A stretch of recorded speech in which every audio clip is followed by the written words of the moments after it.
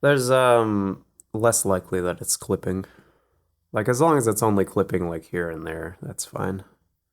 But it's when we get the accidental like like half the recording is clipping. That because that's like Yeah. unrecoverable. Like when we Do crack a that? microphone into the mic or crack a microphone, crack a soda directly into the microphone, tell people to watch Vic and Hope. That's when the audio troubles really kick in. If the whole track is like that, then Right. that's Yeah. bad. Yeah. But if it's only for for a joke, for a goof and a gaff, Yeah. that's fine. We can live with that one. Yeah. Okay. I'm now recording, by the way. This is why I like switched conversational modes. Same. I am recording as well. Right on, right on. Right on. Evolves from Rhyhorn. I'm not used to this. I'm in the first apartment, so it's kind of Oh, fun. So you moved then. Yep. How are you finding it? Much better. Yeah, do you feel like the weight of depression has been lifted off of you a little bit, or have you not been there long enough yet? Oh, I mean, Takes about 2 weeks. I mean the HRT like helped with that a lot, but Oh, I yeah, bet. that yeah. helps a ton. yeah, there's sort of another layer of like I wouldn't say depression. It's like I don't know, just I guess anxiety, but like of the sorts that I guess dictate behavior and like my like will to do stuff because there's just like people around that I like don't care to share myself with Yeah. as a person. Mhm. But now I can relax. Lem- So it's like I want to share with you, like, I know we already have a topic lined up, and I'm going to abandon that immediately and share with you Of course. this list right here of vibe checks. Vibe checks. Vibe Yes. checks. I don't think I know this list. All right, this is if you're feeling bad, why are you feeling bad? Here are some useful diagnostics. This is an ordered list, even though it's bullet points. That's just because I never bothered to fix it. Okay. There's a lot of reasons why you might be feeling bad in like a systemic way, and like your narrative engine, which is a part of your brain that tells stories to yourself in order to make sense of the world. Yeah. This is one of the few pieces of like Freudian psychoanalysis that I think holds any water at all. Fuck that guy. The idea of Freud, if you've never encountered Freud before, is you have a conscious and subconscious and an unconscious. That's not relevant to me at all. The idea that works a little better is that you have impulses, which are your id. These are your like immediate desires. Whenever you have like Call of the Void, it's your id talking. Yeah. Right. Whenever you're like, fucking punch that guy for saying that to you, that's your id talking, etc. Yeah. It's like base animal desires. On the opposite end of the spectrum, you have all of your internalized authoritarianism, your enculturation, derogatory. You have like the various ways that you have been like disciplined, as per the book Discipline and Punish by Michel Foucault, into like internalizing rules for how to conduct yourself. It's the cop in your head. This is the super ego. Yeah. And between those, you have the ego, which is not what you think of yourself as such. When somebody says big ego, that's not what they're using it wrong. According to the like base idea of the theory. The ego in this model is the mechanism for justifying whatever it is that you're already doing so that you don't have to deal with the fact that it is either an impulse or enculturation. Okay. The idea behind Freud, the central idea of the ego, is that the conscious mind is kind of fake and you're just telling yourself a story about what you're already doing. Yeah. And that does hold a little bit of water. I don't think that this is a complete model of the human mind. Obviously, I think you clearly have agency. You can think about things. Yeah. Yeah. You can decide to do things for reasons other than impulse, enculturation, or narrativization. Logic is real, Yeah. but it's a major contributor to the shape of an individual person and society at large, that a portion of your brain is dedicated to justifying whatever it is that you're already doing. And that's why when you ask someone to do you a favor, they like you more. Because why would I be doing a favor for someone if I don't like them? Therefore, I must like them. This is called the Ben Franklin effect. That's weird. Yeah. Yeah. So doing favors for people only makes you like them more. It does not make them like you more, unless they have like later introspection. about it. And really, be honest with yourself. Think closely. How many people do you know regularly engage in introspection about other people and their attitudes towards them? Do you just do you set aside time to think about what you think about a person, or does your relationship to that person just kind of evolve through interaction? Question to the room. Yeah, I mean, I know like people I know are like on my mind to like a decent amount, but not. I'm not sure to what useful degree that is, like, or productive maybe, because a lot of the time it's kind of just projection of what I'm already feeling. Like, it's most likely to come up if I'm having some kind of insecurity about myself. It's like, oh, these so and so might be thinking this, or like they sort of just become vessels for like that negative self-narrative type thing. Yeah, the way that projection works, you've hit on something really good here. The way that projection works, when you're projecting ideas onto other people about how they see you or think of you or whatever, it tends to be that you're feeling bad, and then your narrative justifier just connects you feeling bad to the person that you're thinking of, and is like, well, that person also thinks this. Yeah. Clearly they also think this. Yeah. But yeah, like, otherwise, where does it come from? It has to be reflective of whatever experience they're having too, right? Right. And if you do something embarrassing in private and you feel really bad about it, you might go, oh man, I'm glad nobody saw that. But your justifier might go, oh, that would have been embarrassing if everyone saw it. So therefore people did see it, and I'm going to feel exactly as bad as if there's like an audience that is just like golf clapping while looking at me and throwing popcorn at me. Yeah. Notably, I don't experience this. This is all a problem with you. I know this because I've had to figure out what's wrong with all of you. Okay, hold on. I've got a lot of issues here, but I don't know if I've got this specific one. Because, like, I'm hearing that, and it's like, well, wait a minute. It does matter that no one saw me, because no one saw me, so it doesn't matter, and now I can, like, say it's funny. It matter, like, if someone saw me, then I have to measure things by their reaction. If they have a negative reaction, then it's not funny anymore. Okay, but do you ever do something alone and then you feel like a bad person? Or do you ever do something and somebody watches you and they have a positive affirmative reaction and you still feel like a bad person or like a failure? Because that's what this is too.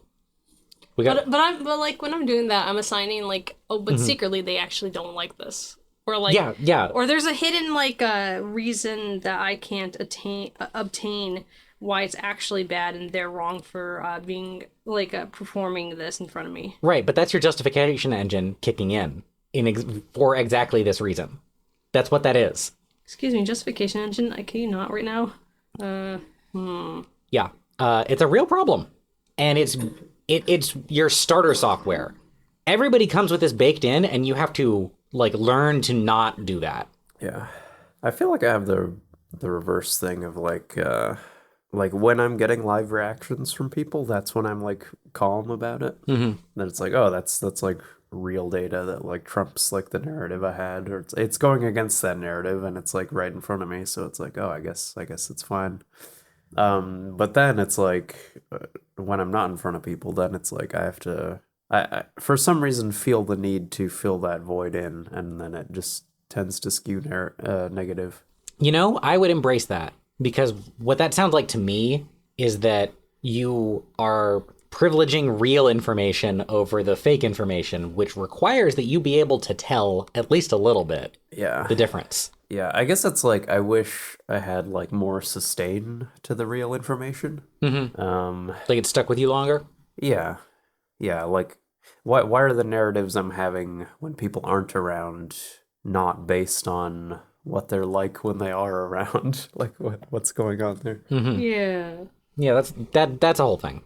Okay, all of this to say that there's a phenomenon that you might have encountered before where you're physically feeling bad, and that makes you grumpy or depressed or any of a variety of negative mental states. Yeah.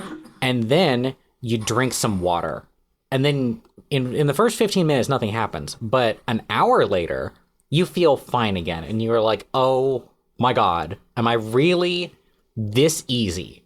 are all I had so much focus on the particular problems in my life.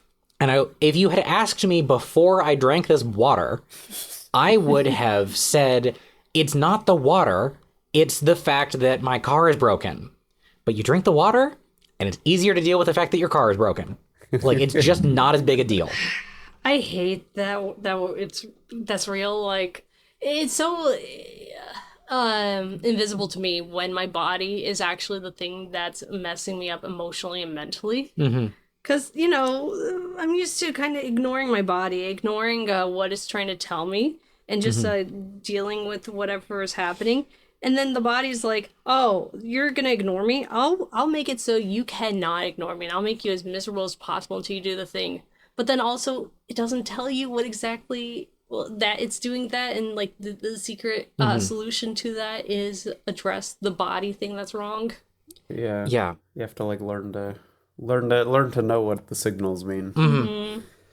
Yeah, and everybody is like, if you're listening to this and you're like, that's not true, you're culturally familiar with this, because this is what PMS is. PMS. God. What's PMS? Yeah, like either changes in hormones or the physical pain of like bodily cramps from being on your period, the like extra agitation and upsetness, and you think, is it really this easy? Am I such a sucker to my own body? Yeah, because we're taught to basically hate our own bodies and ignore our own needs, because apparently strength is not having needs, and it just does not work. Our bodies disagree, and our bodies have the power to punish us for trying to do that.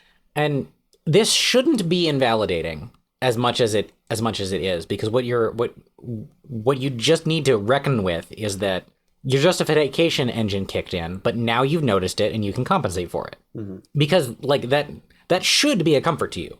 Is like, oh, my brain was doing this thing that brains do, but now I'm all right. I know how to address the problem.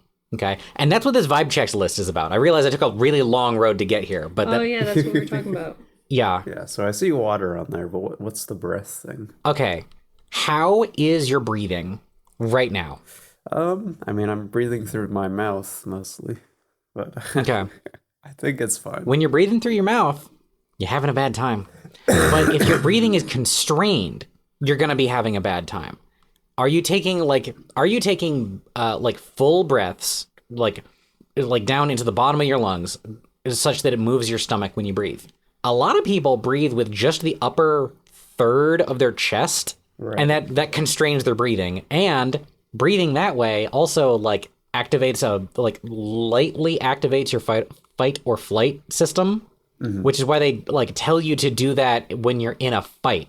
Like you tense your gut and you breathe upwards with your chest, and like when you do that, you are better able to take a punch. And you can make this worse by like breathing faster and more shallowly. Exactly.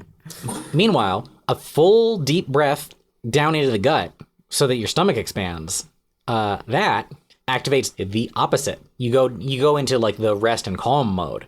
And if your breathing is constrained in some way, because you're stuffed up, because you've been sick recently, because you're in a dusty environment, any of those sorts of things, that can mess you up. If there's too much carbon dioxide in the room because you have all the windows and doors closed and you're in a small office, as you have been for 12 hours, you have probably significantly depleted the amount of oxygen in there, and you're very sensitive to carbon dioxide, which is why it feels so stuffy.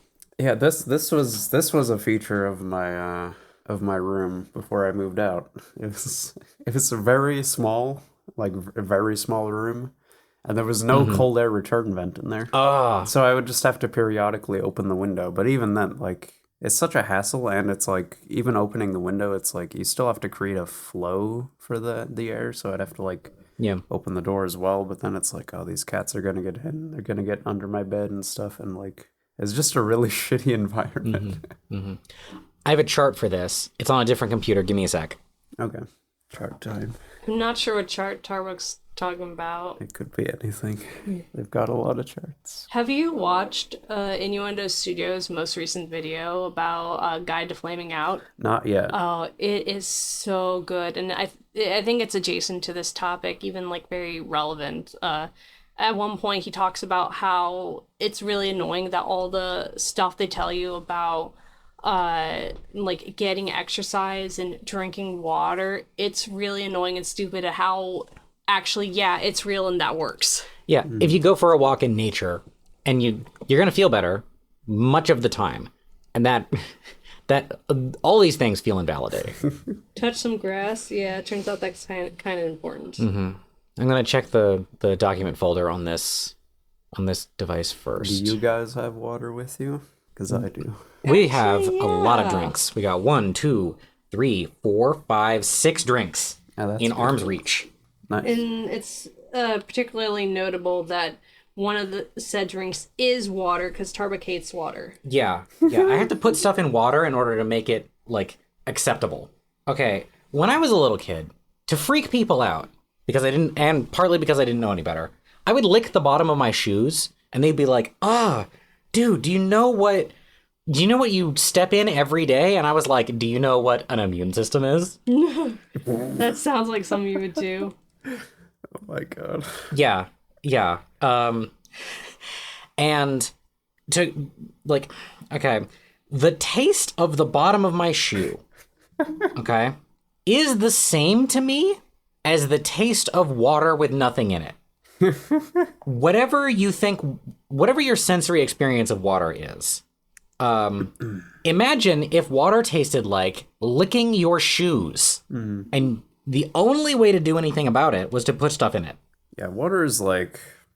There's like 3 waters that I'm familiar with the taste of. What I've got right now is like filtered water. Run it through the filter. And that's pretty nice. I've gotten used to that.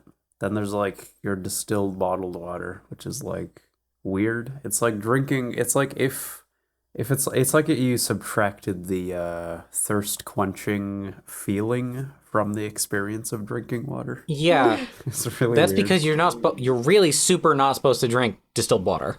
Mm-hmm. And then I guess there's the rest of the, I don't know, sink water or whatever. Tap water. Yeah. And that's like whatever. Maybe kind of weird. All right. I posted 2 images. These are not exactly charts, they're tables, but Oh yeah, I remember this. this is about CO2 concentration levels and the effects on human beings. All right. This is 2 different takes. This is by the same organization, by the way. So a well-ventilated room has a CO2 level of 800 parts per million. The outdoors in fresh air, like walk through a forest and you'll get like 400 to 450 parts per million of CO2. Meanwhile, a typical office or classroom has 800 to 1,000 parts per million, which, according to this chart, is a mild drowsiness and a drop in performance. All right. A meeting room, like in an office or something like that, poor ventilation or in a meeting, you get 1,000 to 2,000. Anywhere in that range, you got headaches, fatigue, reduced decision-making ability. Oh no. Okay.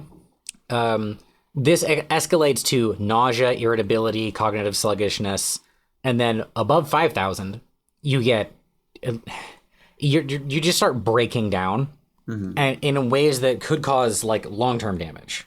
All right. Equivalent of being suffocated slowly. I mean, literally. Right. Now, there's a video that I watched like a few years ago now. Yeah, about 18 months ago, where a fellow was like, what about if I just live in this room? Like, he walked into his office and he shut the door and he had like 4 different monitors and it hit 1,000 in like 1,000 parts per million in about 20 minutes, I think. I'm doing this from memory because I was not prepared for this subject. And then putting a plant in there and then leaving, and his air ventilation system is going back up, pulling all the CO2 out. These 2 factors together brought the CO2 level back to its baseline over 12 hours. Oh man. So you really need a lot of plants. It is not reasonable for you to have enough plants in a closed space that it can even meaningfully offset this effect. You gotta open a window.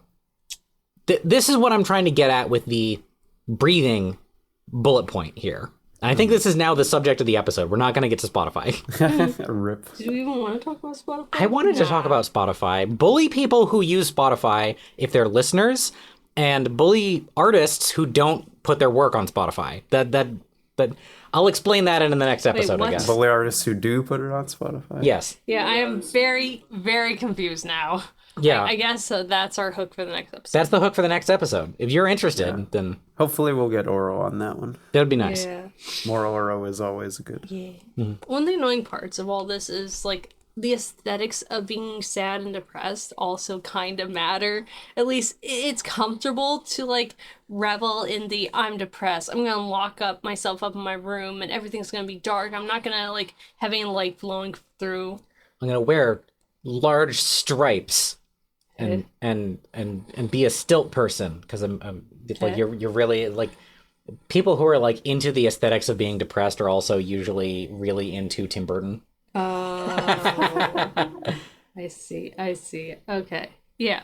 But basically, yeah, the aesthetics of being depressed, like, they're not comforting, but it's fun to revel in when you're feeling depressed. And so knowing that then perpetuates the depression and the harm that it's doing to yourself, that's rough. Liking it is the justification engine. Yeah. Well, I must be doing this because I like it, so I'm gonna like it. You start to have the legitimate feel, like not legitimate, but like you're seriously experiencing the feeling of enjoying the aesthetics of depression because your justification engine is telling you that why you are doing what you're doing. Yeah. Because otherwise you'd have to fix it. And you'd have to do something other than what you're doing? No. Why would you do that? Like, whatever you're currently doing, it's got to be what you want to do, right? Yeah. So we got breath and we got water there. Okay. You can look at the cognitive decline effects of water, and you're going to notice that with a lot of these, that when things that produce cognitive decline also make you miserable. Like, because while it is difficult, while it's work to think, it feels good when you're any good at it, and the things that stop you feel bad. Okay, right after water. This is a not well talked about one, but you can't use the water in your body if you don't also take in salt. Yeah. All of the studies about salt in the body and what it does to you. Everybody's afraid of salt. All those studies that support this are all done on people who are already dying. People who are 60 plus, who have kidney damage from diabetes and other sources. Like all of these, if you're already ruined by some other disease, then things that are normally healthy for you can be harmful to you. You wouldn't tell somebody with diabetes to eat sugar, even though a lot of the things that, like, sugar is totally fine to eat under most circumstances. Parentheses, no, it's not, but like, whatever. You know, a normal amount of sugar is fine. You're designed to be able to be durable to these kinds of things. Yeah, like nothing is bad alone on its own, like in regular moderation. There's no like, well, not necessarily true, but like okay, you shouldn't drink alcohol. There's no amount of alcohol that is healthy for you, but there's a lot of alcohol that you can withstand. Yeah, but like the common hated things like sugar, salt, fat, that kind of stuff. You can survive those things. I have a lot of opinions about like the things to eat and to not eat and why, that are research based. I'm not just like saying that because of my justification engine, you know. But if I was, how would you be able to tell? See, that's another topic. But like, if you just speak confidently about things, people will believe you. Yeah, I think we brought that up before. Right, and this is why I'm trying to reference study and also ground it in some amount of intuition. Like, intuition is very dangerous as far as like things that have an immediate kill you, don't kill you kind of right. thing. Like, you might think that this is a cleaning agent and this is a cleaning agent, so if I put them together, it'll clean even more.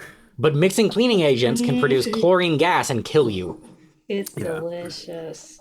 Don't do that. Yeah. I mean, speaking of intuitions, I noticed with this like salt and water thing, it's like, oh yeah, when you like drink a whole bunch of water, it's like, oh, I feel weird. I just want to eat something salty right now. And if you're Yeah. like eating a lot of salt, it's like, oh, I'm so parched. I need water right now. Yeah, you need both of those things. This is why sports drinks have salt in them. Oh yeah. This is why you eat chicken soup when you're sick. Salty soup. Yeah, you need to replenish your electrolytes and stuff. Yeah. Salt here is also standing in for the other two electrolytes. No, like everybody says electrolytes, but they don't say what the electrolytes are. You need sodium. You need potassium. You need magnesium. If you're low on potassium, cream of tartar is pure potassium tartrate. So you can get a lot of potassium from that. What has a lot of magnesium? I don't know. I gave you one. What do you want from me? Wow. Trust Tarbuck to be unnecessarily combative with people. Potassium. Isn't bananas potassium? Bananas is also potassium, yeah. I did have a magnesium food in a list somewhere. I don't know. It's been a while since I've had to worry about that because I got one of those like sports drink squeezers that has magnesium in it. What? Yeah, because if you're low on magnesium, this will lead to muscle cramps. If you get muscle cramps a lot, move more, but it might be that you're low on magnesium. And if you have ADHD and you can't sleep, it might be because you're low on magnesium. We've talked about that when we talked about our ADHD diagnostics Yeah. list. Brought up magnesium glycinate, I think. Yes, that's the one. Okay, all right. This is turning into like Tarbuck's alternative health corner lecture, and I want to get back to the like just blasting through the rest of these really fast. Yeah. Because we're not concerned as much about the body. We're concerned about the body's effect on the mind. So this is just like some basic. Do you have enough salt in your body? Are you currently experiencing muscle tension? Sometimes because a muscle hasn't stretched. Sometimes because a muscle hasn't contracted. This is one that gets me really badly in the back of the neck. Not contracting a muscle for a long period of time can also mess you up. So stretching is not always the solution. Have you gotten enough sleep? Is there clutter around you? Have you moved much recently? Like, go for a walk. The movement alters your metabolism, and that changes a whole bunch of, like, chemicals in your body. Exercise is good for you, and it releases a lot of good for the mind chemicals. It is annoying that some of the most annoying people in the world are like, well, you wouldn't be depressed if you would exercise. I don't want those people to be right. Yeah. Those people suck. If you're one of those people, stop it. If you're one of those people, you suck. Like you can keep giving people that advice, but be less of a dick. Yeah. You got to make it more diegetic. That's how you give people the hook. Yeah. Such as I really like pacing. Like I find that's something I just do. Wasn't able to pace as much in my other place because it was small, and also the floor would like crack really loudly sometimes. Yeah. And we've talked on the ADHD episode about how important pacing is to the non-neurotypical mind. Yeah. I'm able to think better and more. I couldn't put the word neurodivergent for a second. Oops. Have you moved? Have you gotten... what is your current exposure to light? This is a hard one for me because I could take it or leave light, but some people are really sensitive to not getting light. If I'm one of those people, I'm willing to let this one go. I do all the other ones, so I'm willing to take the hit on the light. But like exposure to sunlight makes vitamin D, and one of the symptoms of vitamin D deficiency is depression And rickets. and rickets. Sure, whatever. I have a lot of dairy. I can have that. Supposedly, I got vitamin D. Supposedly, folks in like the Nordics, they take vitamin D like supplements because of how little sunlight they get for a good part of the year. That would also correlate to how like more northern folk have a stronger lactose tolerance than everybody else. Interesting. Yeah. The milk zone. I would love to see the milk zone on the globe. What's the global milk zone look like? Is it like the coffee belt or like okay, so on the inside you got the coffee belt and on the outside you got the milk zones. I see. Wait, like, where's the coffee belt? Like around the equator? It's the Tropic of Cancer to the Tropic of Capricorn, basically. I see. Those are the places where it's okay to grow coffee and it doesn't just fail entirely. Okay. All right. Movement, light. Have you had carbs recently? Carbs. Now, this is one of the... it's well known that Tarbuck is a keto boy. Mm-hmm. I definitely know if I've had carbs lately because it gives me brain fog. Yeah. That's why I don't do that. If it doesn't do that for you, maybe it does and you just don't notice. But that's a topic for another day. Okay. A thing that definitely happens when you have a lot of carbohydrate is you get an insulin spike and a wave of inflammation. And inflammation makes you feel bad.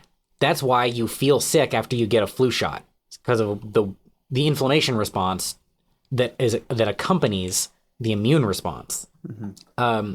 The insulin spike also makes you feel sluggish. So, have you had carbs lately? And like as a keto guy, a thing that I get that other people don't get is what I call like bread sad. If I had carbs 14 hours ago, sometimes I'll just feel a wave of terribleness. And I know it's that because I like it took a while to figure out that that's what it was, but because that's enough for like almost a full day of gap between the last time I had carbs and when I'm experiencing this feeling. But it's every time. I didn't know you get bread sad. Yeah, that's a me thing. I don't know if that's universal, and if it is, they haven't told me. I know.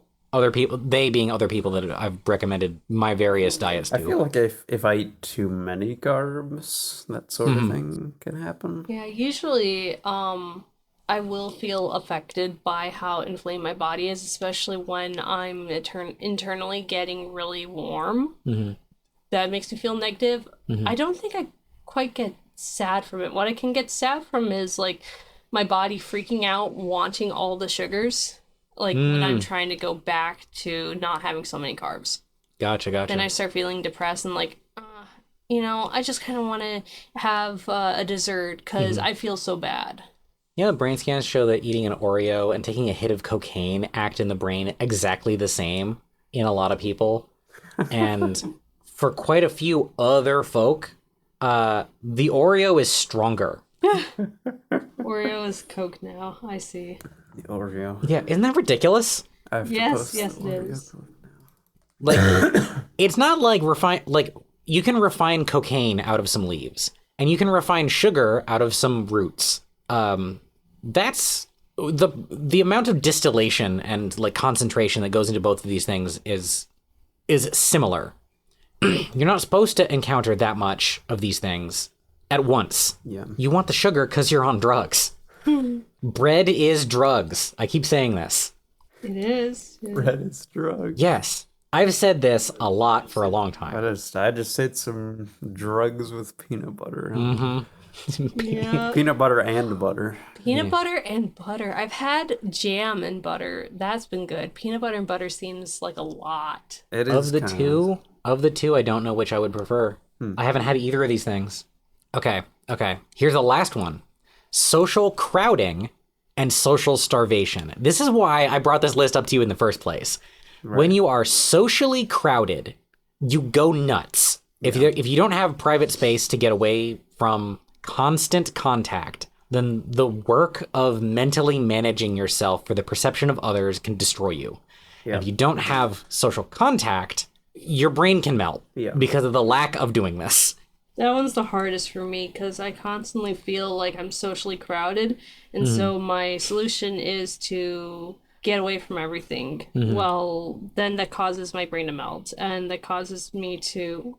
Yeah, you wind up in a pretty bad feast or famine situation. Yeah, and I like over an extended period of time, because I've accidentally ended up doing this, is that I have lost social interaction skills that I once had.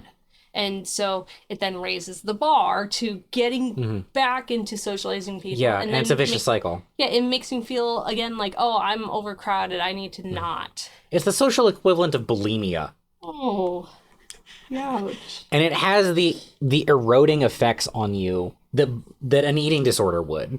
Yeah. Okay, so social crowding and starvation. Does everybody know about rat paradise?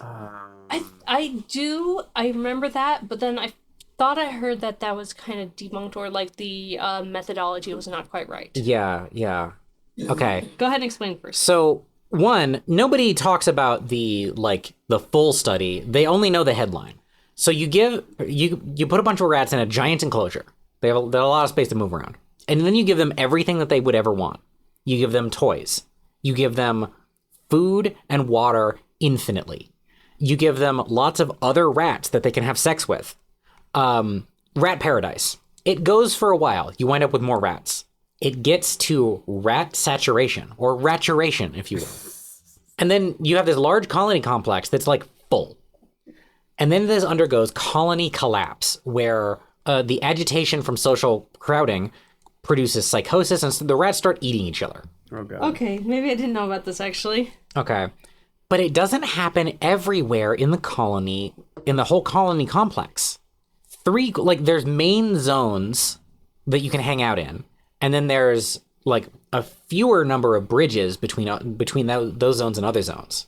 So of the 4 zones, 3 of them go through colony collapse, and they all go insane and kill each other. But the 4th one is fine. And in the fourth one, there is more alone space where the rats can get away from each other and they can calm down.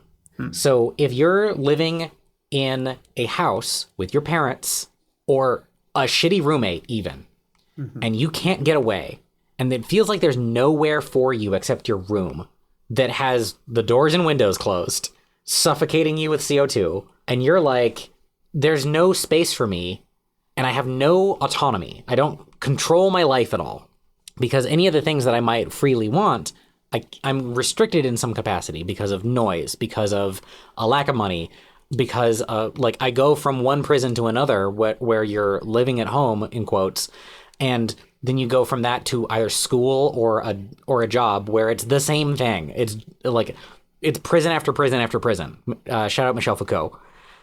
You're choked by social crowding and social starvation at the same time in a lot of cases, because you're not really having authentic interactions either. You're having small, shitty interactions and none of the good, deep ones. I see. Okay, I'm having a realization here. Yeah. This is why podcasting is good for you, because you're having good conversations. Yeah. I mean that, and also I'm seeing why you feel so strongly about making sure I feel like I have control over the space in the downstairs of our own house. Yes. Yeah. Where naturally I want to as long as I have control over my room, I guess I can cede control over literally everything else. Just, I guess it's fine that nothing feels like is mine, or that I can act on it. I have agency over it. It's fine. Yeah. You so don't belong in the kitchen that you don't know where the dishes go. Okay, you know where the dishes go, but you don't know where the silverware goes. You don't know where any of the kitchen tools go. Yeah, I don't know where most things go. You don't... In the living room, my stuff is in the way. Now I'm doing something about that. We've significantly rearranged the living room to reduce this kind of to reduce clutter, which is this other point right here. There's nothing that fills me with fury in the most base animal way, such as being barefoot and stepping in sawdust, and then trying to keep working for a little while because it's just a couple seconds. I'll be okay, and I'm not okay. Yeah, it's not a great foot texture. Clutter is bad, and looking at clutter is bad for the brain. Now when you have ADHD or other attention disorders, you often want to see all of your stuff, both to bring yourself up to your default level of stimulation and also to not forget what stuff you have. Yeah. Because if it's out of sight, then it's out of mind forever. Yeah. But you can achieve that without clutter by having fewer things. Yeah. Yeah. There's still a whole bunch of stuff in my room I haven't dealt with. It's just over there, and I'll probably get rid of a lot of it because I don't need it. Yeah, moving house is a good time for a culling. Mm-hmm. It really is. Yeah. Yeah. It's good to cull before you even do it. Yeah, because anything you take with you, then you're just gonna have unless you're really good about culling regularly, which most neurodivergent people are not, then you will just have that until you move house next. Whatever you get, like, your only chances to get rid of things is often when you are moving, because then you feel the pressure of either I deal with this or I just have to throw it away. I don't have the time to, like, really think about it and to wax and wane about it. I need to just throw it out or, like, give it away, take it to somewhere, instead of, like, well, yeah, I'll eventually put out a call, like, if someone wants this. I want to see if, like, my family will take it. No, just get it out of your house. So this has all been a series of gut checks of, I feel bad. I think it's because of my shit life syndrome. But let's just go down the checklist and see which of these bullet points I'm hitting. You know? Yeah. That's really useful to have as a tool. Let me save these. Because it might be that it's for a dumb animal reason and not for the reason you think it is. Yeah, it's not for the narrative reason that you would assume it is. And knowing about these things and watching out for them helps to preserve your autonomy. If you want autonomy and you want control over yourself and your own mind, watching out for these are the things that stand in the way of that. Don't let your body tell you what to do. You meet these needs and it'll stop. It's also like when you're under the influence of a lot of these, it's kind of what you're left with is like the need to use, like, lean on willpower more so to, like, dig yourself out of stuff. And you have less of the, what should be the baseline is just, like, intrinsic motivation and want to do things because you're healthy. You're just in a good state. So it's like, oh yeah, I feel good. And it's like, oh yeah, I want to do this right now. And then I'd go do that thing and it's fun and it's great. But when you have all of these, then it's like doing the things you want to do is now just so much effort. Yeah. Because your engine is, like, shut off. Right. And this relying on willpower is really bad for you. Yeah.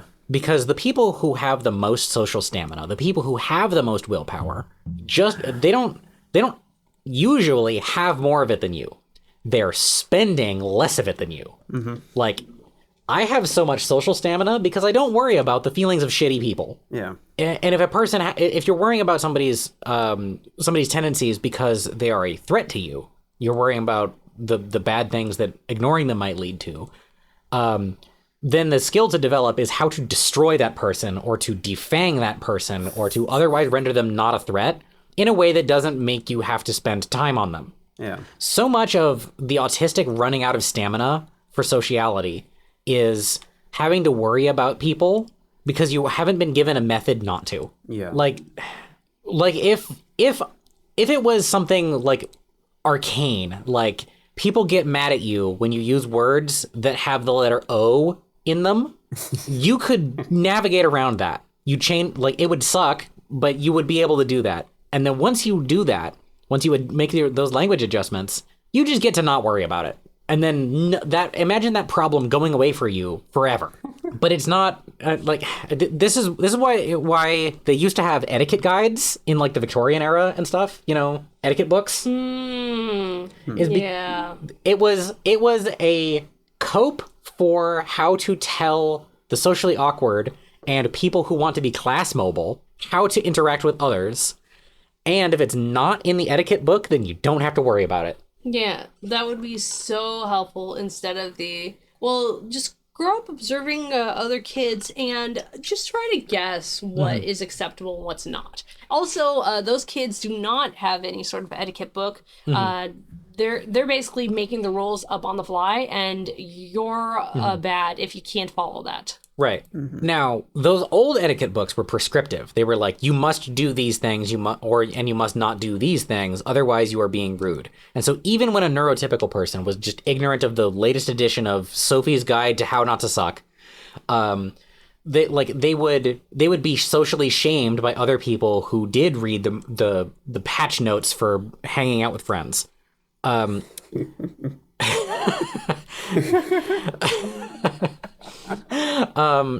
that means that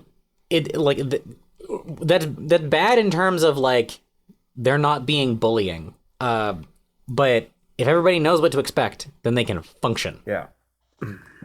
That's what a lot of traffic laws are about, you know? Yeah. Getting people, getting drivers to know what to expect. Yeah. I mean, traffic lights and such are just kind of just instructions, and whatever set of instruction is supposed to have a certain response. Yeah. Right. So you're programming the roads, I guess, more so than the Yeah, like, driver in a okay, way. speed limits are pointless. If you want to change how fast people go, make the roads narrow. Yeah. That does work. That does work. Imagine if there was the width of your car plus 1 foot only, and then a 2-inch drop on either side. It is very effective. You will drive at residential speeds. Yeah.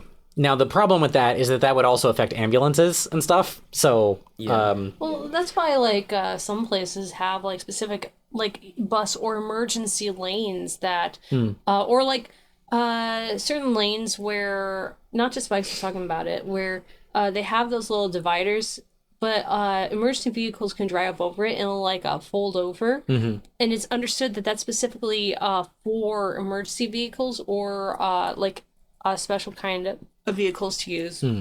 I mean, the other alternative to this would be still keeping it 2 lanes or whatever. Like, you can eliminate the drop and just make the lanes narrower, or make the gutter. What's that called? The shoulder. Shoulder. Yeah.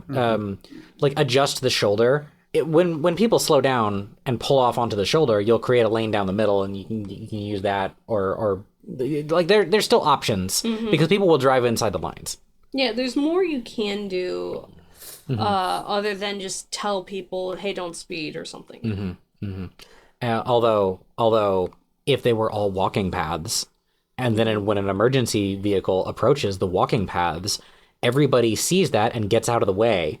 Whereas in a car, you are trapped. You can't you can't be going 50 miles an hour in one direction and then just take a step to the right. Yeah, no. I mean, same thing that goes with bike schools. You could easily get off your bike, pick it up, move out of the way. Yeah. I have a great idea. What if we didn't have cars? Cars are really bad for society in a lot of ways. That's its own subject. That's its own episode. Yeah. That's one that Oro should be on because yeah. we don't live in the world that has walkability. Yeah, I'm just guessing and speculating beyond the things we know about it. Yeah, Not Just Bikes has a lot of videos talking about the wonders of a walkable place to live. Yeah. It helps to have places to walk. Like, I don't know, it was like 2 living spaces ago where I actually had a neighborhood that was like, yeah, this is nice to walk in. Yeah. Because there was not a lot of people, there was big trees, and it wasn't all a complete grid. There was winding roads to it.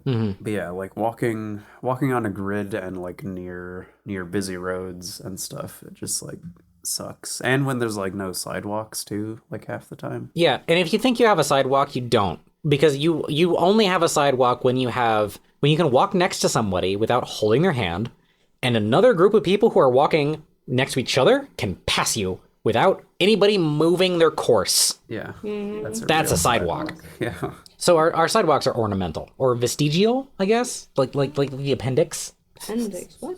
Oh, Yeah, the organ. Yeah, something that used to have, it's there because we used to have a use for it. Yeah, Okay, and that makes now it's a sense. fashion statement. Lol. All right. Yeah. I've talked about SLS-based depression before, right? I don't recognize the term. Okay. Do you know so you don't know that SLS is a medical industry term? Like, doctors use this to describe shit life syndrome, the leading cause of depression. Shit life syndrome, yeah. Yeah. Most people are depressed because their life is bad, not because their brain is broken. And the reason people keep telling you that your brain is broken is because they make money when you buy drugs from them. Yep. Right. But also, drugs are really useful for making the best of a situation that you can't change. They're really good at that. That's why drug use goes up in highly constrained populations. And drug use and suicidality both go up really high in groups of people who do not have control over their lives. Soldiers, veterans, prisoners, students. Raturation. Yeah. like the social crowding element to it, and then there's the I get to make decisions element of it. If you don't have control over your own life, then you're not gonna value it at all.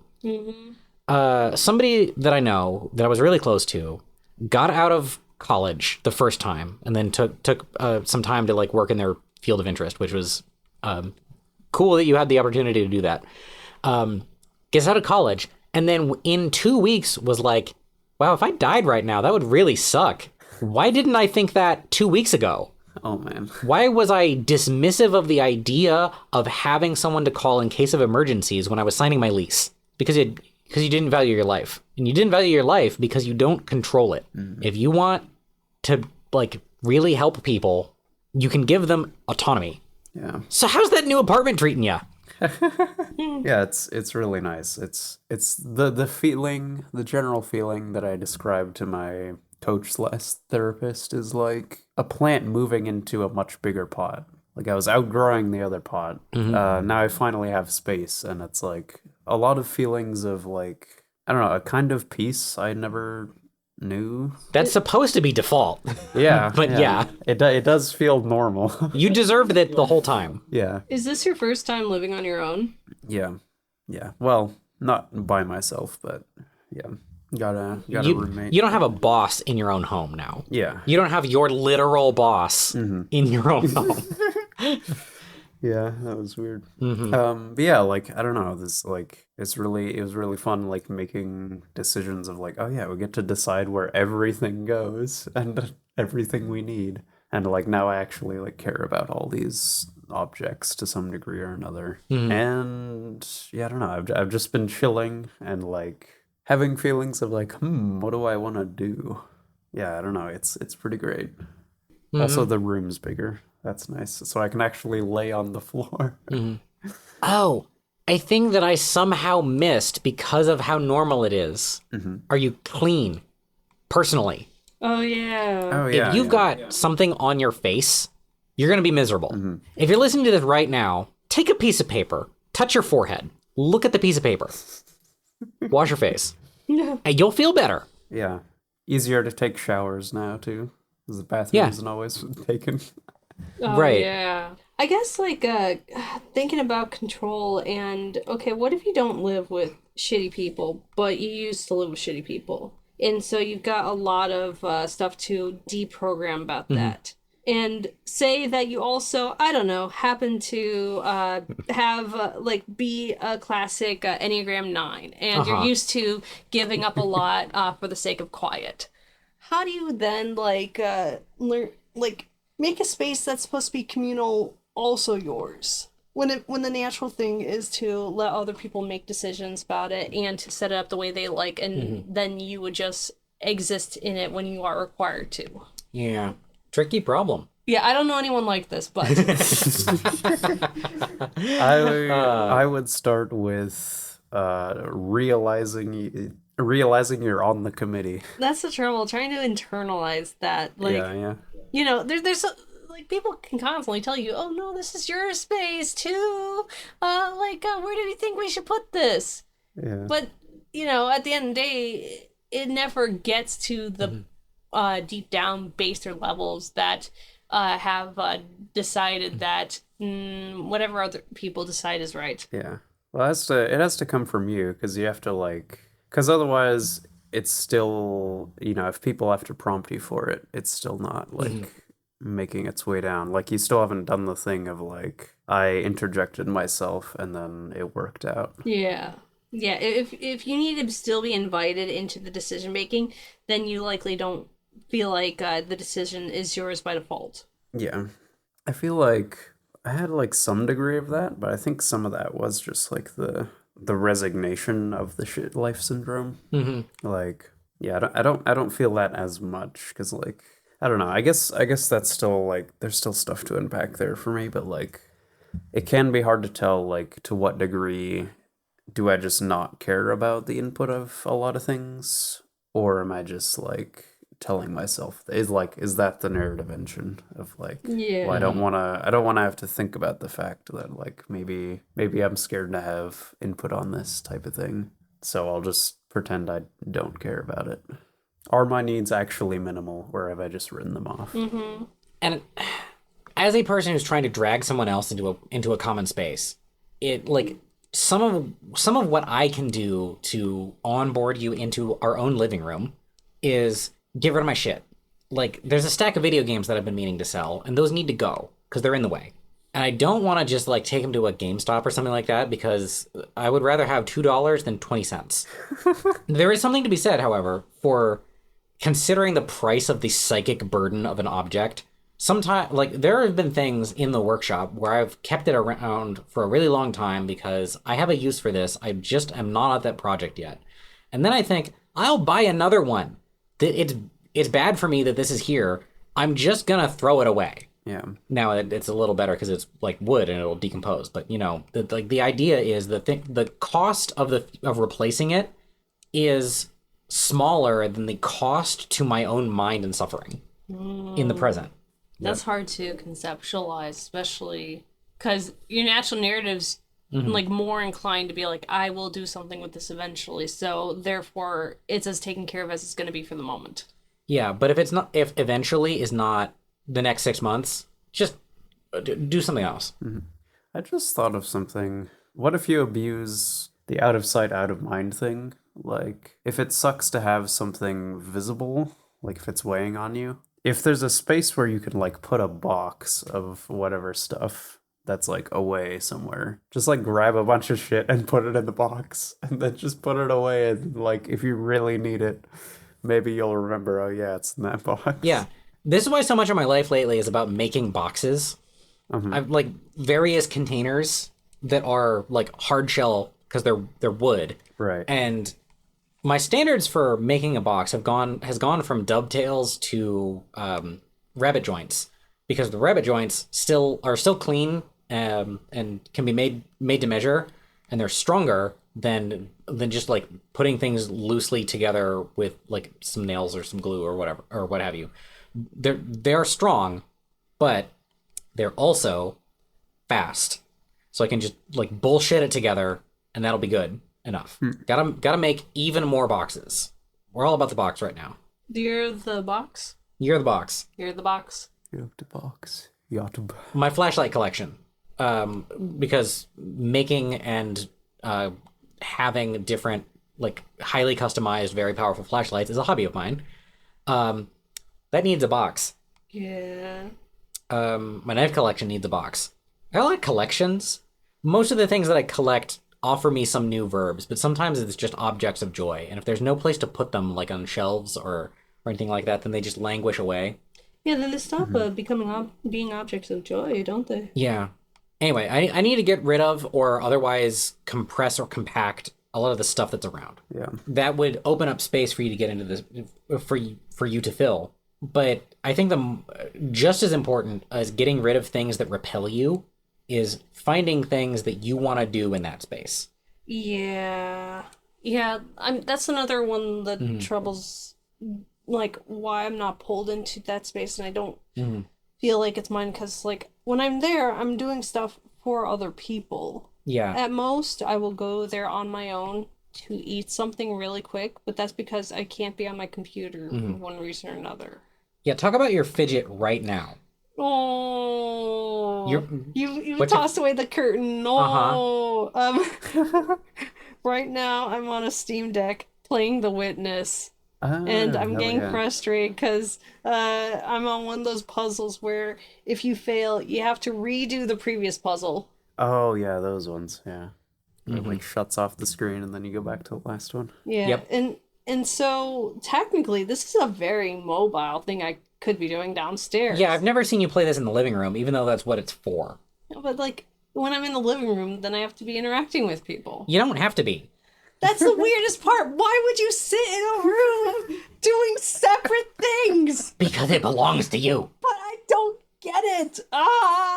Okay, one, there's the struggle of, well, I am now in a public space, so now I need to have my public face on. That's exhausting. That's another thing where it's like, I've not yet managed to internalize that, no, I don't have to do this, and no one else cares about it, but I really care about it.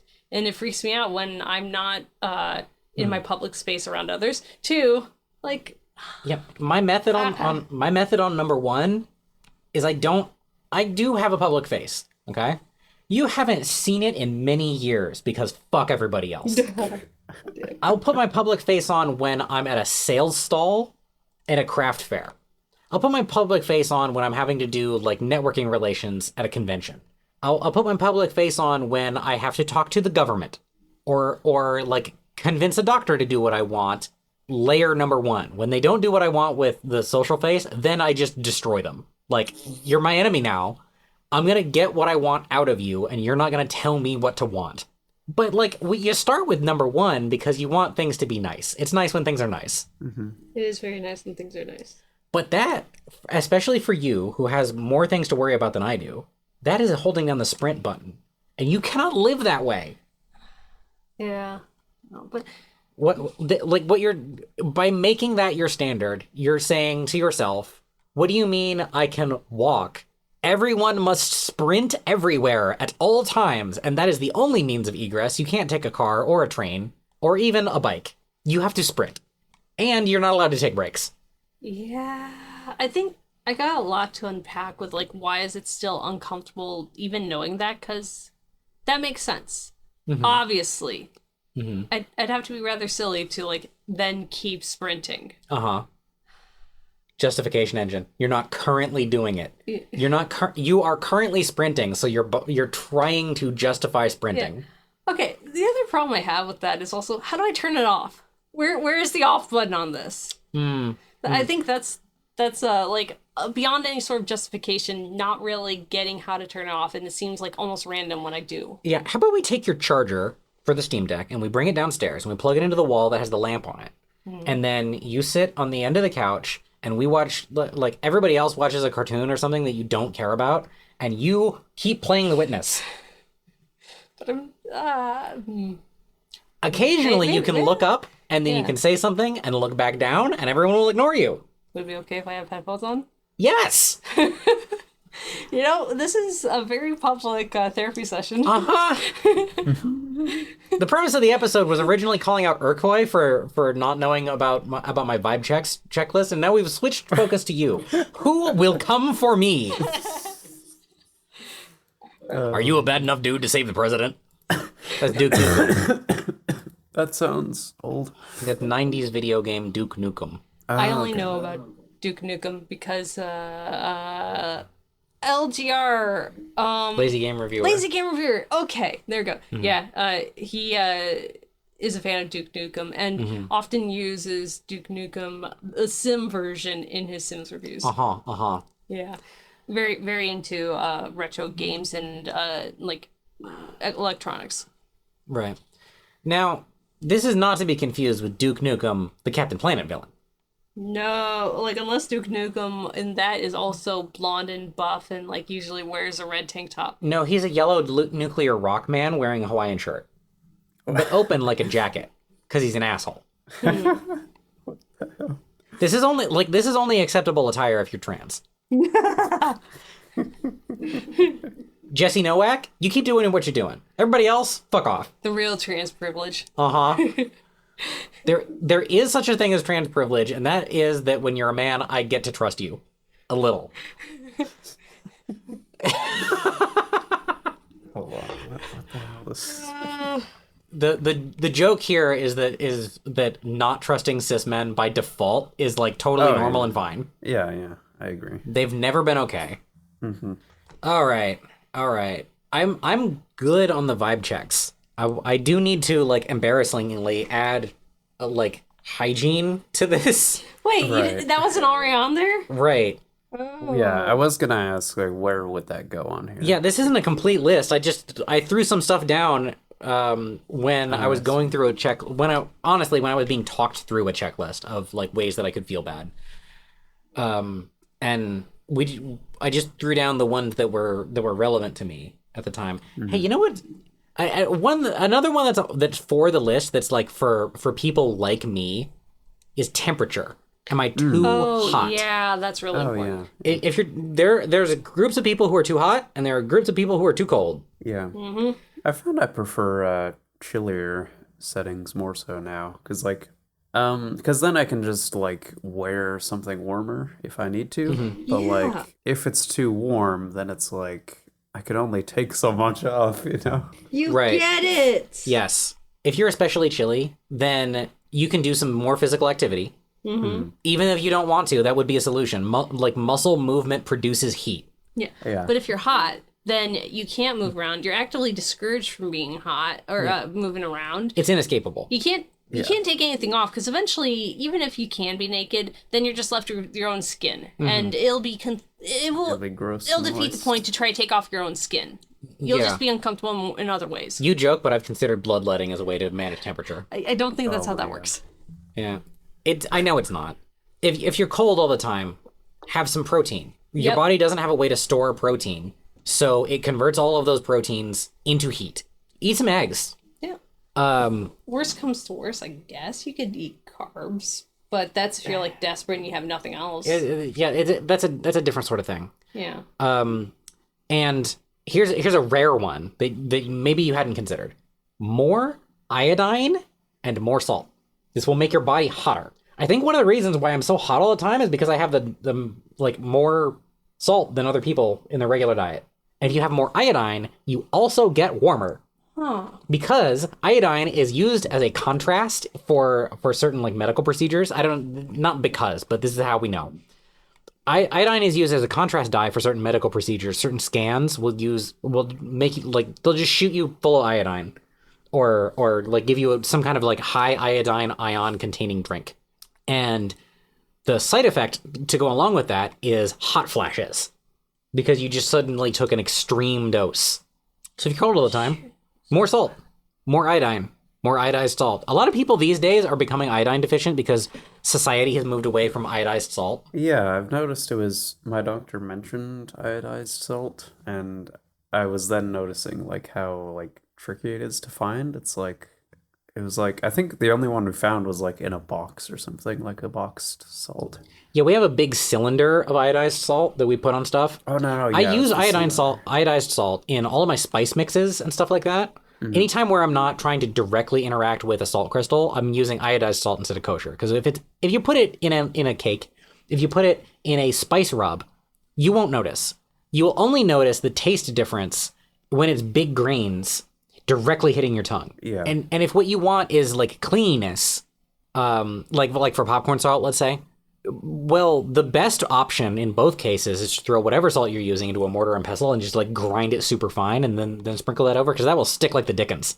Which you can do to iodized salt anyway. Like iodine. Is there iodine in the sodas that I drink? iodized soda. There's phosphoric acid, which has other uses, but I know that the phosphoric acid concentration in Coke is like 0.3%. So Wasn't there's something also about iodine deficiency can also like affect the brain and brain health? yeah, cognitive defects, cognitive defects. No, it's not quite that severe. It is bad for the brain.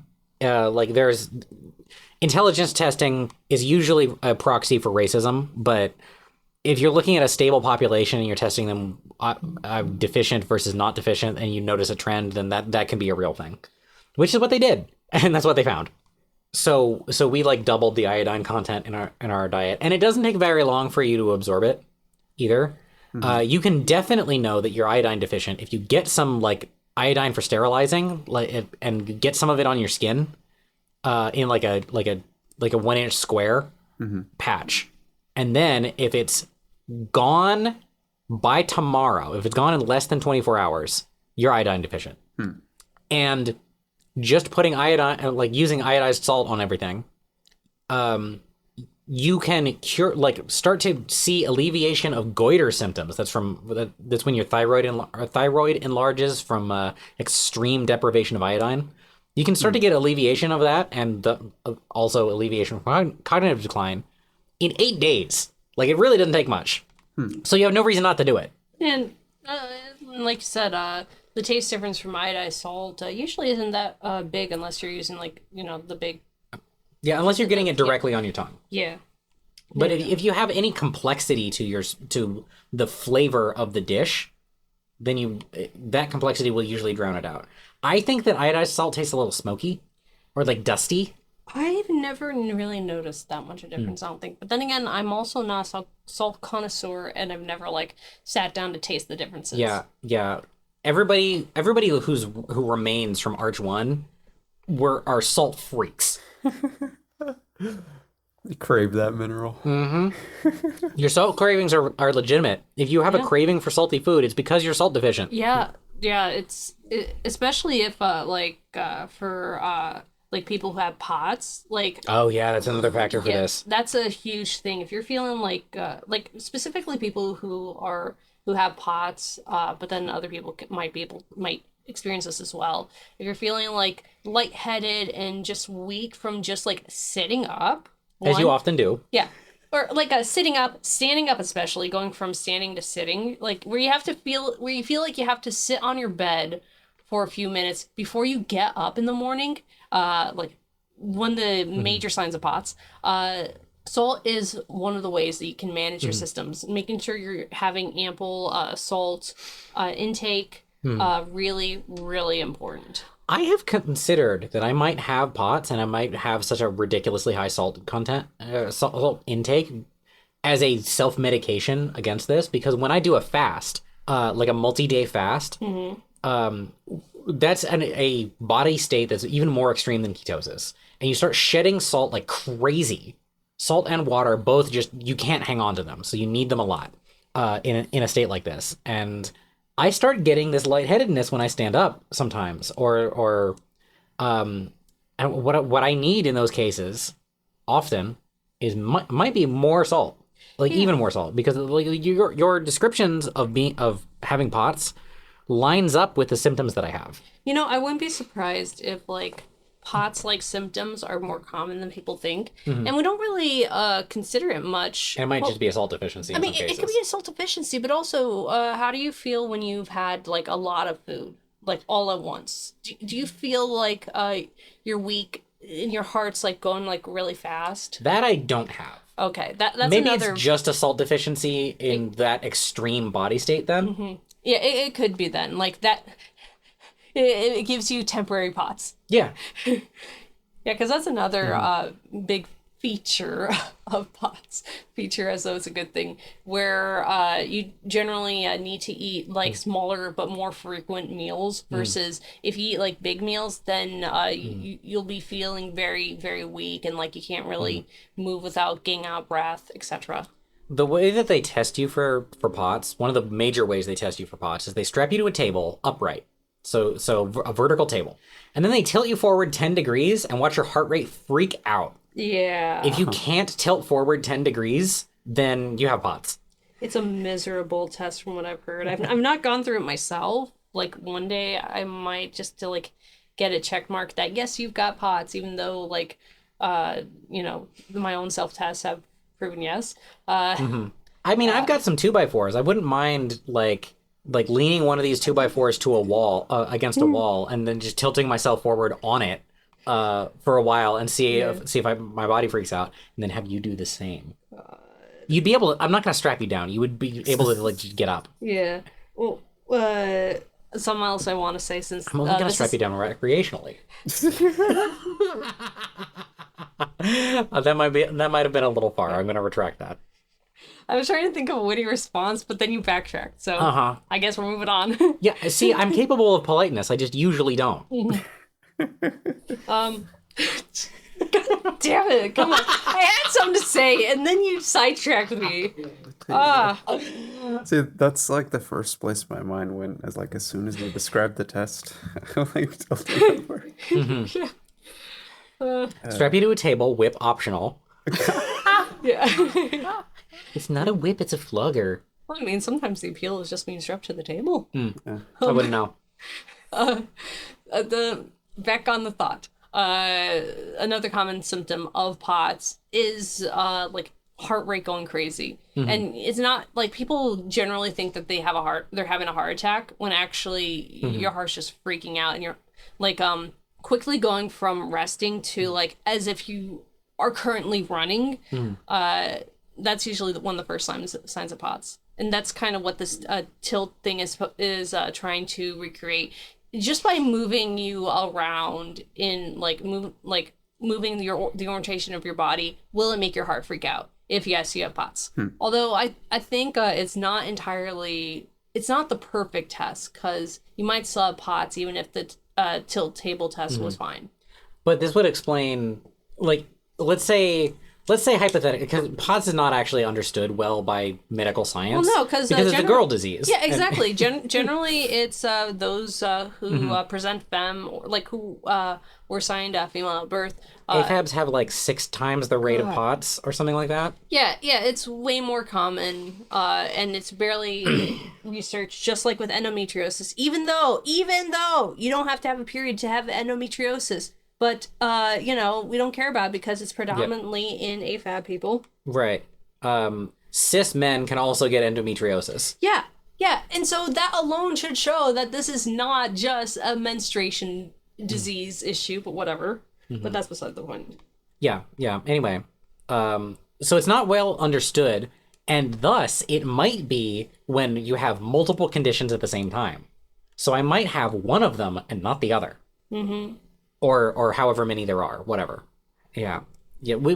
This is supposed to be about like mental health, this episode, but we're all over the map. That's fine. I think the theme of this episode is mental health really important, but a lot of your mental health is affected by how your body's doing, because stuff like endometriosis, POTS, like other like possibly undiagnosed conditions you may have, that like can worsen your mental health, and you'll have symptoms that seem like, oh, I'm just having a bad mental health day, when really it's no, I'm just having a bad body day and it's affecting my mental health. Yeah, the software runs on the hardware. Yeah.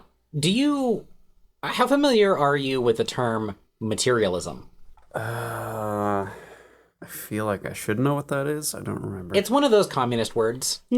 Materialism is the view of sociology and history that was advocated for by a number of people. Most people know Marx, but it's older than him by a lot. The idea behind it is your material conditions and your verbs. In game design, we talk about verbs a lot. What verbs do I have in this space? The verbs that you have and the materials that you have and the environment that you're in do a lot to shape your choices and your mind. Yeah. If you're on a shitty platform that badgers you all the time, like Windows, and it doesn't let you do stuff, that's going to change your relationship to your computer. If you are a worker, you have a different relationship to the same labor as your boss does, because you have different conditions. Yeah. And like, if for some reason you happen to like lack the basic human decency to be a leftist, but you're listening to this anyway, let's say you're only a liberal, you can at least acknowledge that the conditions that you're in, like what your situation is, changes your concerns a lot. You can't be concerned about things you don't have. And that's why, like, okay, the easiest way to like conceptualize this is the urban-rural divide. Yeah. The idea behind having like different voting districts within a state, within a country, whatever, is so that in your local municipality, the people who live there can understand the concerns of this space and make decisions based on the concerns of this space. Because if you don't know cows, if you don't know how big a cow is, you're not gonna be able to like give meaningful input on how wide should cow lanes be on the cow superhighway. Like, you don't have to I don't have to give a real example in order for you to be able to consider this, because you have imagination. That's why it's such a problem when old people make laws regarding technology, because they don't use the technology, so they don't even know what the concerns are. That's materialism. I'm still stuck on the cow superhighways. Cow superhighway. I love it. The cows. Okay. Cow tools. Cow tools. Yeah. And in the same cluster is when your body is different, it will change your mind. Yes, very much so. Now, this also has a lot of explanatory power for history, but I'm not going to explain like the broad strokes of leftism right now. If you want to get into at some point what class means to a leftist, yeah, I'll tell you, it's very different than what class means to a liberal, and the liberals are wrong. You should look into what materialism is. That's the homework to the audience. Next time we talk about Spotify. Yes. Which has a significant crossover with this materialism thing that I'm on about right now. Your tools shape you. Your platform shapes you. Mm-hmm. A good example of this that everybody's familiar with is I think that Discord has ruined the way that people use text chats. Oh. Okay. There's a post that someone made that is actually two different posts where they bring up two different subjects. Okay. The common thing to do now is not to make a post solo, responding to them in order. The common thing is to hit reply on one message, type out your reply, then send that, then hit reply on a different message and send that. But you can just introduce the topic in your sentence. You don't have to scroll all the way up to the previous thing and hit reply to it unless you, and if what you want is to notify that person, you can at them. Or you can wait for them to read it, because presumably the person in your chat wants to talk to you. Right. I noticed this when we're getting people moved over from Discord, which is a platform that sucks and is run by evil people, over to an open platform that is controlled by users, that it's free and open source software that is extended and developed by a global community of people who are all trying to make it better. We moved from Discord to Matrix. But they still have these Discord habits. You can just talk to people. Right. You don't have to hit reply to reply. Yeah. I mean, I think with some things it is handy to create like a chain link, like the ability to like quick scroll up, like whoever's reading that interaction. Yeah, if you're responding to a bulleted list or to a detailed argument, I follow the logic, especially if you're responding like 2 days later. Right. Or if it's something that's way up, like that's like buried under a ton of messages that you might want to like look back on here and there. But the thing that you're doing right now is the justification engine. You're looking for reasons to preserve your current activity, like the habit that you're on right now. I suppose. I mean, the main reason I'm still on Discord is like because everyone else is still here, and it's like this is where the activities are like going on. Like I still don't have a reason to use a different platform. Like moving people is the trick. The argument that you just made is why I quit Overwatch years ago. When you take the next step, which is I am the content that is on Discord. I am the content of Overwatch. If I'm here, I'm making the platform more fun.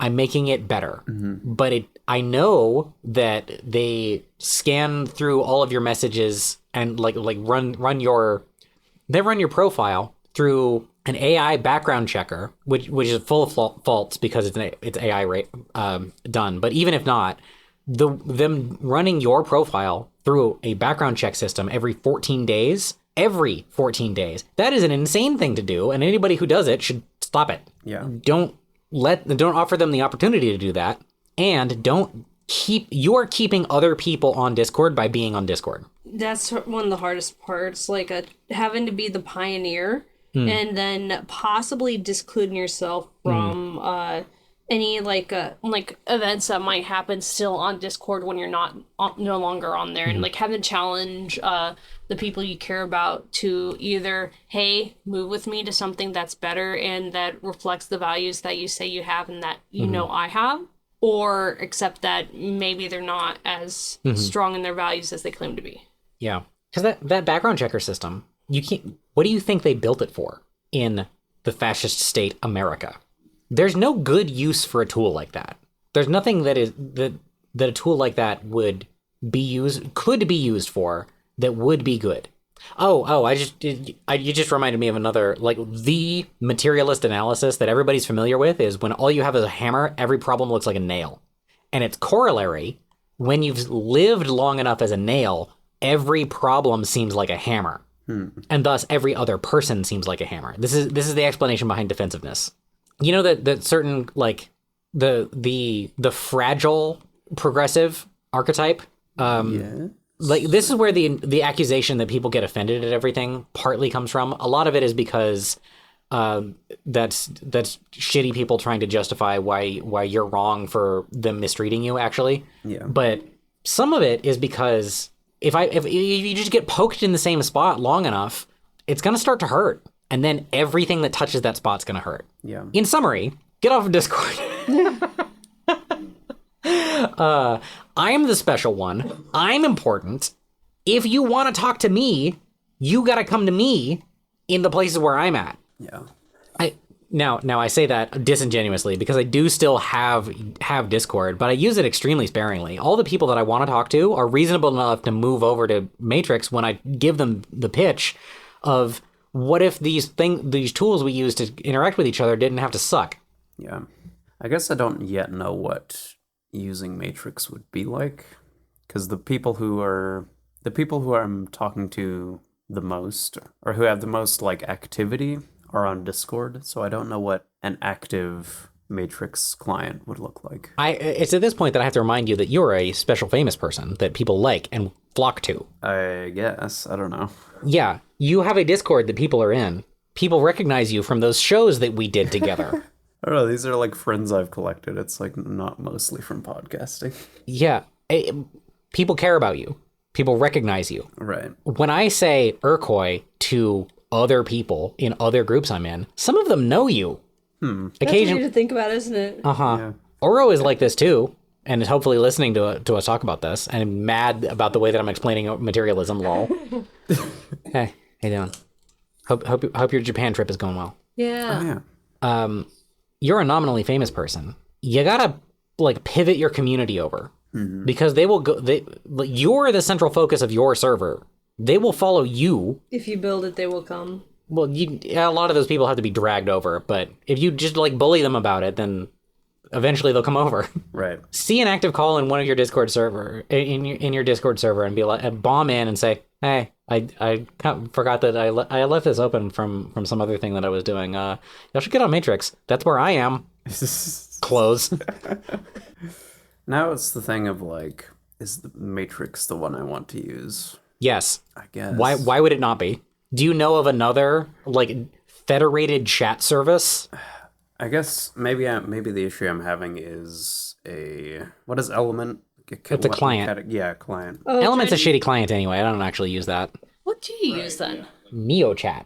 Okay, has that overtaken like Element in use? Like, is By it, like, me? I haven't opened Element in months. Why haven't you told me about this then? I did. No, I don't think so. You said you were testing other things because you were testing like Fluffy Chat and that wasn't working, so you're moving on to the next one. You tell me about when you had success. Well, I've been NeoChat is a KDE project. That's a German software development group. The people who make Krita, the people who make I think they make VLC. Oh. Yeah. You made Plasma too, right? Yeah, they make Plasma. KDE Plasma is a desktop environment. In computer terms, since almost everybody is on Windows, we have to explain very briefly that when you buy a car, you're buying an engine and you're buying an interior. But what if those didn't have to go together? What if you could take the interior that you like and just like take it off and put it on a new engine, so that all the parts you touch and see are the same, but it runs better and it doesn't like guzzle gas and break down all the time. When somebody says, I like this system, this OS and not that OS, do you really like that operating system? Do you know what that means? Mm-hmm. Or do you just like leather seats? Yeah, do you like specific features about it? Is that just the one you're used to? Because most people don't care about their cars beyond turnkey cargo fast when push pedal. Turnkey vroom, that's all they need about their actual car. The interior is the thing that they really care about. Yeah, I do like leather seats, and I think most people do as well. That's like that's really the main issue I'm having is like... Yeah, and this argument was given to me in reverse, where I was like, I don't know, I like this operating system is treating me poorly, but I really like how it feels. And then the Linux head was like, okay, but do you like Aurora, this shitty operating system that is mistreating you? Or do you like KDE Plasma? Because you can put KDE and Plasma on whatever you want. Mm-hmm. Right. And I'm like, good point. I'm going to Arch. I think I think one of the biggest troubles with trying to get people to change operating systems in general, is that a lot of us have come up in a world where things are not customizable. Like you buy it as it is, and any issues you have with it, you have an issue with the product itself, and so you have to discard it and try a different product entirely. You can't make any changes. You can't change the seats out for leather ones. You have to just get a new car. Yeah. So part of the push towards Linux for me is this UI thing. You ever be using a website and then they change the UI for the website, they change the layout, and now you hate it? You get used to it, but getting used to it and liking it are different. I need to either grab food or salt or something because I'm feeling bad. I'll be right back. I got salt right here. I don't want that salt. Like, Okay. It's not I gotta refill my water. because it expires. no. Yeah, have you ever had stale salt before? No, I want to have salt pills because Oh, right. Yeah, I need salt, but I hate taking salt directly. It sucks. Okay. Take 5. Hey-oh. Hello. You like the direction the episode is going? I think so. It's back to the old, I guess, semi-windy style. Mm-hmm. It's like a big curved road or something. Yeah, that's what I want the show to be. Let's see, I'm trying to install NeoChat. Maybe that seems annoying on Windows, it looks like. Yeah, stop using Windows. I think the main test I need to do is move or copy over some finished music projects, like bigger ones, onto the laptop, and then test those out there and make sure nothing is broken. Mm-hmm. It's more or less my signal that I can move everything fine. If you get into like experimenting with Linux DAWs, I would love to know about that. There's a couple of methods that I know about already for running Windows programs, including DAWs, in a Linux environment. You can use Steam's Proton tool for that. You can use Bottles for that. I think I just used wine. Bottles is the new way to do wine. Okay. I'm annoyed that my body's acting like this because I thought I was doing a good job of maintaining it and managing it. Yeah. Oh yeah. Speaking of KDE, I've had a really good time with Kden Live, which is What's that? it's like not VLC. What's the other one? The Sony product, Vegas. It's a Vegas level video editor. I didn't know you had found one that might be passable. Did you get the audio stuff to work on that one? Yeah. It turns out that was a problem with just my particular configuration. The issue that I was having, I was testing like 3 of them at once. Kden Live and OpenShot both work for me. Okay. And I think one other, I don't remember which. Anyway, the K in Krita and the K in Kden Live is KDE. Kden. So wait. Kden. It's KDE Den Live. KDE Live. And live. Live. Looking live. All right. What were we just on about? We took 5 on something. You buy a new car instead of customize. Right. The customization problem. A thing that very rarely happens is they change an app and they change the UI and you're on a Linux system and it changes out from under you. These things, generally speaking, don't change out from under you. You get to just change this shit back if they do. Whereas that happens regularly on basically every other system. Mm-hmm. And you just have to put up with it. Mm-hmm. The amount of like tuning and modifications that you can do seems daunting, but it's very easy to have simple preferences. Like what I want nowadays is I want my start menu at the top. So that's how it works now. On Windows, I hear they removed the ability to move the start bar. You know, I would not be surprised. What if you want the start button to be on the left instead of in the middle? You used to be able to change that. Right, because a lot of like modern Windows. Yeah. No. Now I'm a gearhead, and I can still change it no matter what. But Laypert people, not like me. right. Not so much. On Plasma, you right click it and you tell it you just drag it to the other side. Oh, that's how you've been doing that. Yes. See, I was gonna say that I'm not like a crazy person, but you know, no, actually, it's fair like to want this, but also I have no reason to want the start button anywhere than where I currently expect it to be. If it ever winds up in the middle, you right click it, you hit edit, and you drag it to the side. Just tell it, nah, go back to where I want it. Simple as that. Right. But actually, I don't need a start button at all because if I hold the Alt key and hit spacebar, it has a little search at the top, and that's how I get basically everywhere. See, something that I'm finding in my Linux journey is that I want the taskbar and I want to see like the date and all that stuff on all of my monitors. Like it's actually low-key driving me nuts that I have a 2-monitor setup. My left monitor has the taskbar, the date and time and all that, but my right monitor does not, and I just haven't taken the time to Right-click and hit edit. Yeah, because that's an option. Yes, I haven't taken the time to do that. Like, it feels... Okay, that sounds ridiculous, but it feels so much better to me to know I have the option to change this. It's just up to me to take the time to do it versus, no, this is the environment that I'm stuck with. Yeah. By the way, those are separate pieces. The list of programs and the start button and the taskbar that has all of your like widgets and stuff that tells you the date and time and all that. Those are 3 different pieces that don't even have to interact with each other. You can put one on the bottom and one on the top and one on the side. I like that because I might not want like the list of all the programs that I have pinned to the taskbar or open on all the monitors, but I might want the date and time on every single monitor. Yeah, you can get that.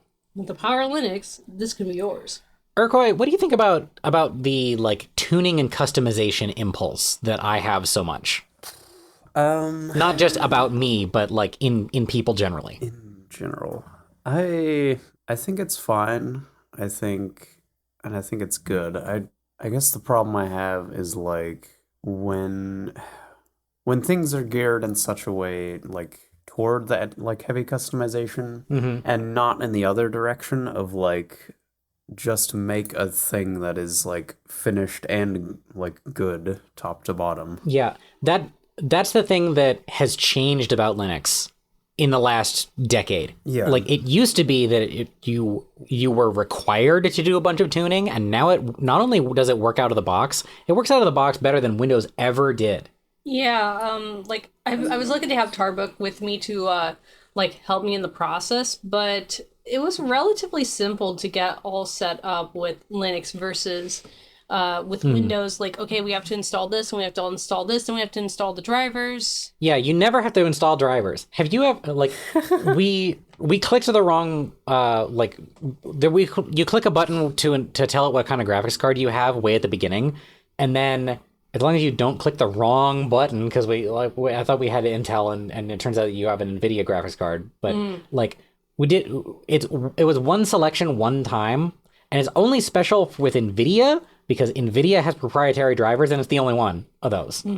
Everything else has an equivalent open source driver that's just part of the kernel automatically, and it just works. Yeah, the operating system expects to like it's open to working with anything outside of the Windows sphere, and even still, or like it's not looking to work in a certain hold on, Clover, specific framework, and it punishes you for trying to operate outside of an ecosystem. And then even still, if you want to like Windows, even if you're using all Windows stuff, you still have to jump through hoops to get all the Windows things in order to make your operating system work. Yeah. The out of the box problem I'm having is not like the operating system is good, it works. The problem I'm running into is like software, and like there's a lot of alternatives out there for things. The thing is I don't know, I try them and do not enjoy most of them, even if like maybe it's the particular workflow I have, maybe it's like some vector of quality that I'm not able to describe, but I'm able to feel immediately. Like, I don't know, didn't enjoy Kdenlive, didn't enjoy OpenShot.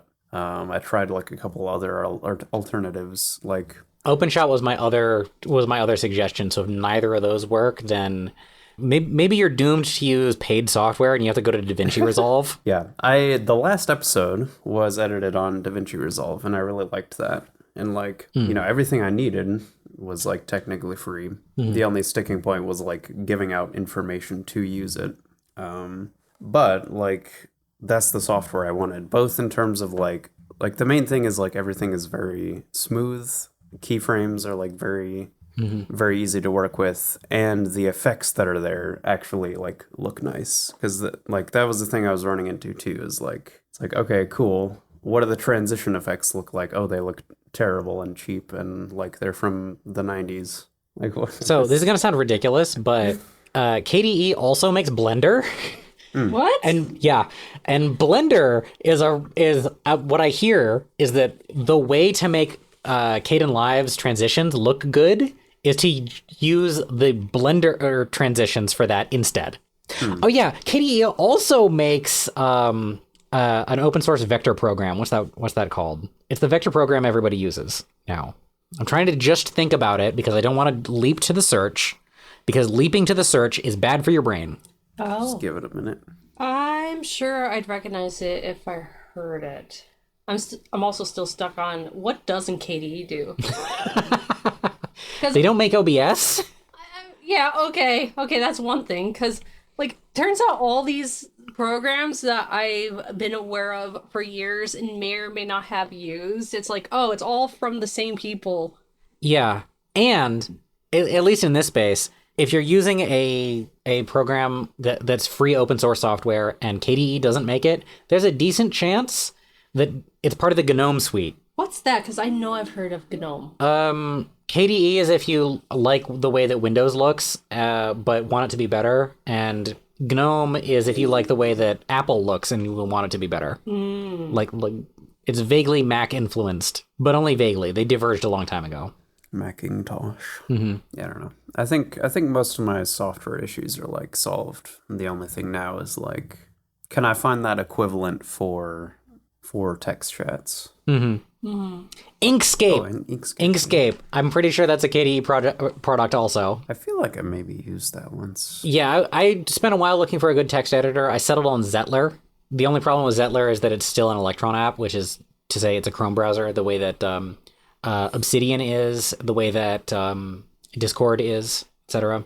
I would much rather I'd rather it run native, but whatever. Right. It's fine for it. It behaves the way that I want it to behave. That's the most important thing. Right. So remember how I was saying I was playing The Witness earlier? Mm-hmm. Yeah. I think it's not POTS. I think I'm getting a version of motion sickness.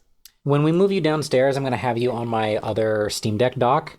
And we'll just play you either up there or we'll give you a controller or something. A Bluetooth controller. Oh no, my thought is like I'm playing The Witness, right? I was playing The Witness because I've gotten out of it to try to mitigate this. I was doing that as a way so I can still be engaged in the conversation and try to and also listen. If we go forward with the Vamp is downstairs doing their own thing while everyone else is doing something else, then I'm gonna like play like a Dream Daddy or something. Gotcha. They make Gwenview? I didn't know they make Gwenview. And KDE Connect, obviously. All right. Anyway. I feel like we're spinning, like trying to get the last chunk of whatever the episode is. Hey, I want us to get together and chat about programs that we use in order to like transition you towards using more like finding the things that you actually like. Because sometimes it's like, I wish there was a wall here. Like I'm going through my house and I wish there was a door here. Sometimes it's, I wish there wasn't a door here, which is a lot easier to solve. You take the door off the hinges and have maintenance come collect the door. It'll be like, I just don't want this door. Take it from me. Just make a note of it. I've done that before, by the way, like for closet doors. Yeah. Like, I'm not going to use this. Just take it. Because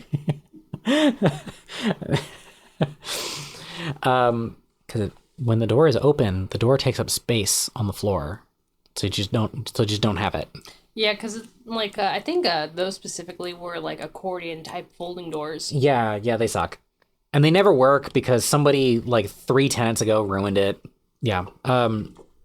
Let's tie this all together. Sometimes there are ways. There's ways that an app is where you're like, I don't like the way it's laid out. It's like it's a user interface issue, and sometimes the problem is behavior, like.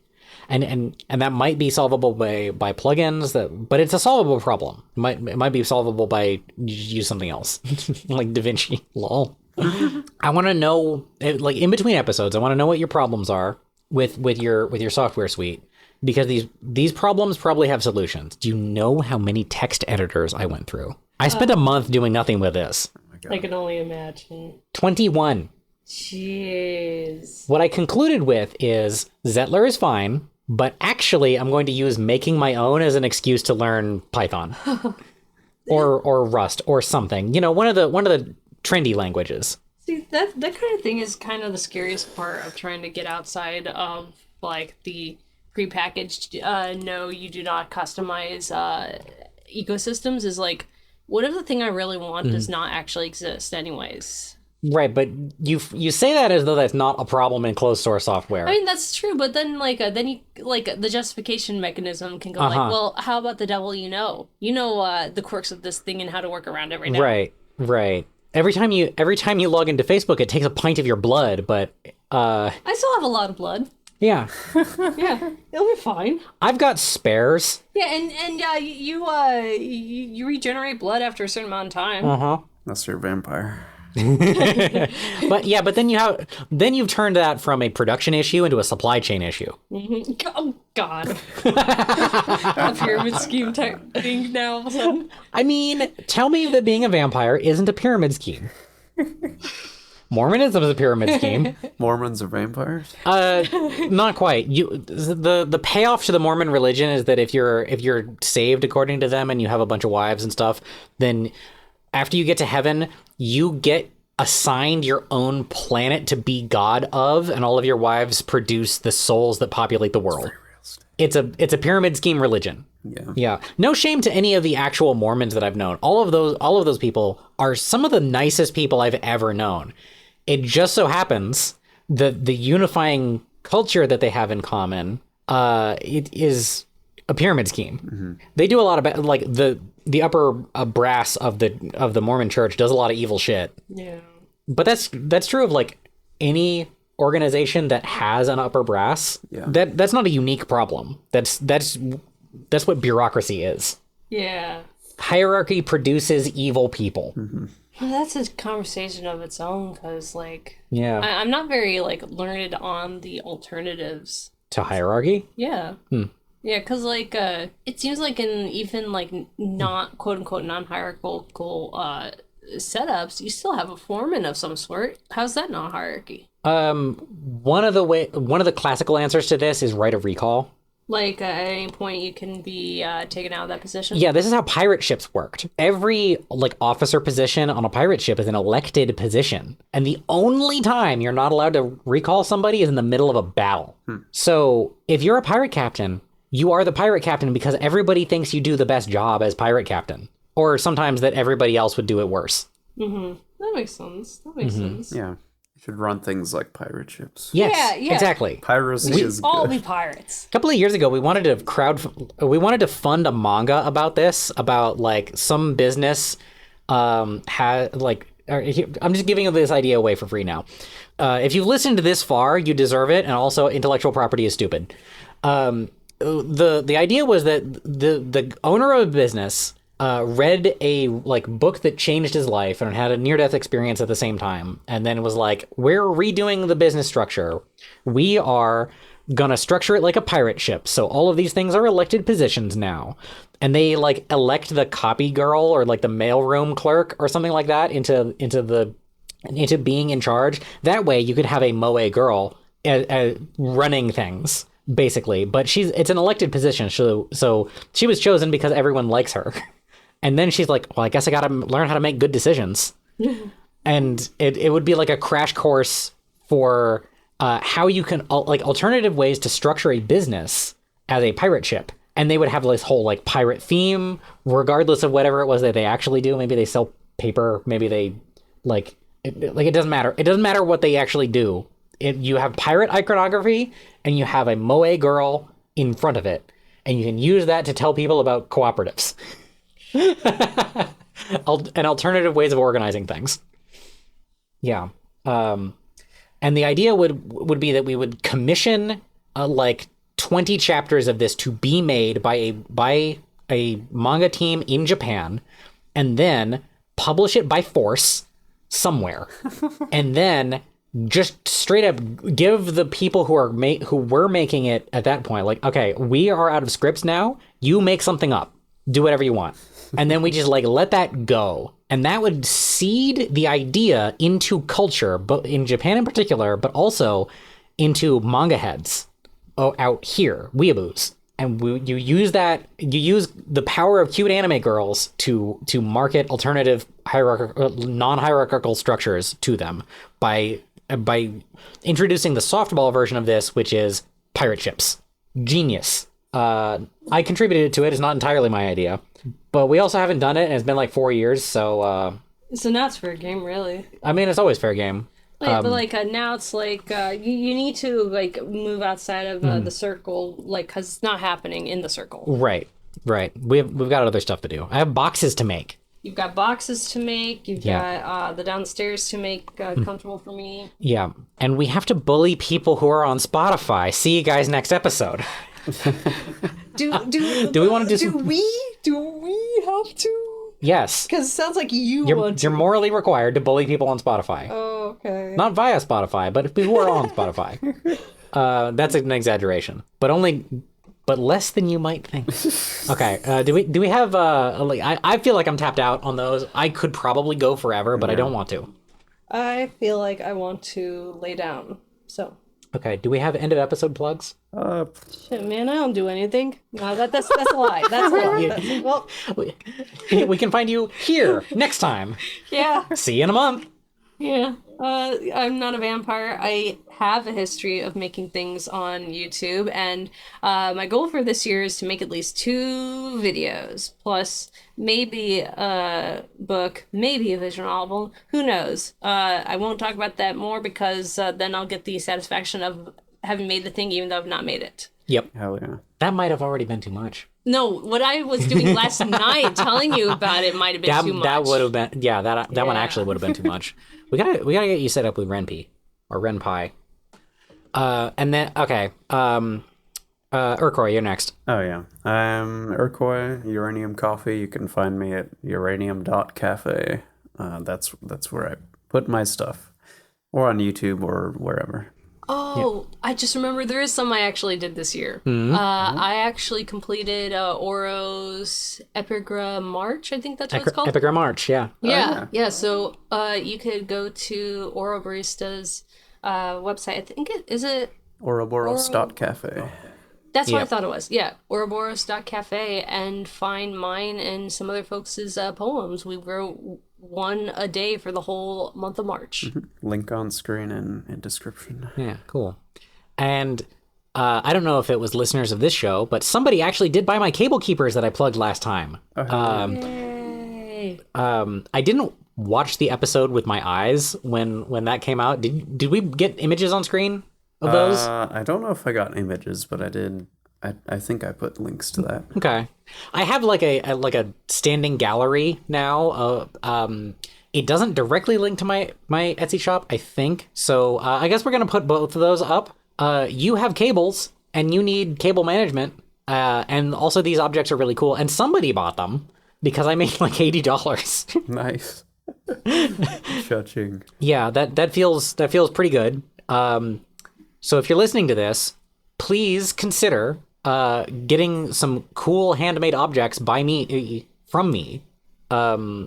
That's my plug. Like I kind of sort of make videos, but you know, I'm for the past while I've been more interested in making physical objects than I have been in making videos in terms of what I actually do. Yeah, put out a couple taste tests. There's still some more to go.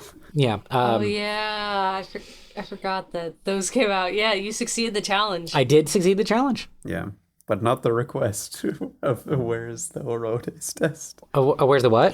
Where's the Oro taste test episode? Oh yeah. Where's the Oro test, Tarbuck? Not even the one is out. I had to make I have to get through the queue. It's got to go in order. I reinstalled an operating system and I just didn't get around to installing OpenShot so that I could finish the OpenShot project, which is the next couple episodes of Taste Test. How long do those take you to edit? Not very long. It's really basic. What I do for those, it's color correction and some images on screen. I did embarrassingly spend some of that time re-editing a video because it hadn't been marked as having been edited already. So I had an alternate version of an episode of Taste Test. I didn't do like a side-by-side or anything like that of what they were like, but two different examples of myself maybe even making the same jokes in editing across time. We should watch that later. Oh boy. I'm honestly, I'm kind of scared to watch those because I cringe at my past self. So does everybody who's not me. Look, okay, I like my past self sometimes. I think my past self made some good videos. Yeah. I just don't think my past self made very good taste test videos. I think you were good. Well, at least that.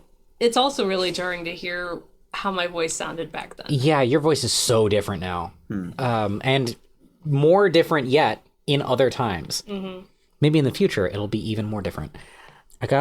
I just have to finish it's not a long queue. It doesn't take a long time.